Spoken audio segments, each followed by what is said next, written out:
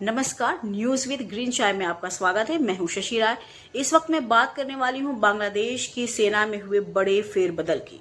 दरअसल बांग्लादेश की सरकार बनने के कुछ ही दिन बाद वहां की तारिक रहमान सरकार ने सेना में बहुत बड़ा फेरबदल किया है। रविवार को जारी आदेशों में ऑपरेशनल और इंटेलिजेंस पदों पर नई नियुक्तियां की गईं। भारत में तैनात रक्षा सलाहकार brigadier general MD Hafizur Rahman को वापस बुलाकर 55वीं इन्फेंट्री डिवीजन का जीओसी यानी जनरल ऑफिसर कमांडिंग नियुक्त किया गया है। यानी बांग्लादेश की नई सरकार में स्थिरता आए, इसके मद्देनजर तारिक रहमान ने सेना में अपने भरोसेमंद लोगों को बड़ी जिम्मेदारी दी है। दरअसल पिछले करीब 2 साल से बांग्लादेश की जो हाल रहे हैं उसे ठीक करना सरकार के लिए बड़ी चुनौती है, क्योंकि बांग्लादेश के हाल के घटनाक्रमों को अगर समझे तो यह सिर्फ सरकार बदलने की कहानी नहीं है।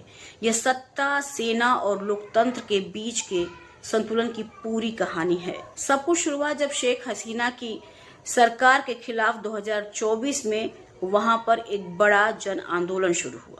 यह आंदोलन छात्रों से शुरू हुआ, लेकिन धीरे धीरे पूरे देश में फैल गया और लोगों में सरकार के खिलाफ नाराजगी बढ़ती गई और इतनी बढ़ गई कि बहुत भारी लेवल पर हिंसा हुई। सबसे अहम बात यह रही कि उस समय बांग्लादेश की सेना ने पूरी ताकत के साथ वहां की सरकार के पक्ष में हस्तक्षेप नहीं किया और यही वह मोड़ था जब शेख हसीना को इस्तीफा देना पड़ा और यहाँ तक कि देश भी छोड़ना पड़ा। इसके बाद वहां मोहम्मद यूनिस के नेतृत्व में एक अंतरिम सरकार बनती है। इस सरकार का काम था कि देश को स्थिर करना और वहां चुनाव कराना, लेकिन इस दौरान भी सिस्टम के अंदर कई ऐसे लोग रहे जो पुरानी सरकारों से जुड़े थे, खासकर सेना और प्रशासन में। फिर 2026 में चुनाव हुए और तारिक रहमान की पार्टी बांग्लादेश नेशनलिस्ट पार्टी ने भारी जीत हासिल की। फिर तारिक रहमान बांग्लादेश के प्रधानमंत्री बने और उन्होंने कुछ ही दिनों बाद सत्ता संभालने के वहां के सेना में बहुत बड़ा बदलाव कर दिया। सवाल उठता है कि ऐसा तारिक रहमान ने क्यों किया? तो सरल शब्दों में समझें तो नई सरकार को सबसे बड़ा डर यही होता है कि वह पुरानी व्यवस्था के लोग उसके खिलाफ कहीं खड़े न हो जाएं। इसलिए सेना और खुफिया एजेंसियों में उन अधिकारियों को हटाया गया जो पिछले सरकारों के करीब माने जाते थे और उनकी जगह ऐसे अधिकारियों को लाया गया जो इस सरकार के भरोसेमंद हैं।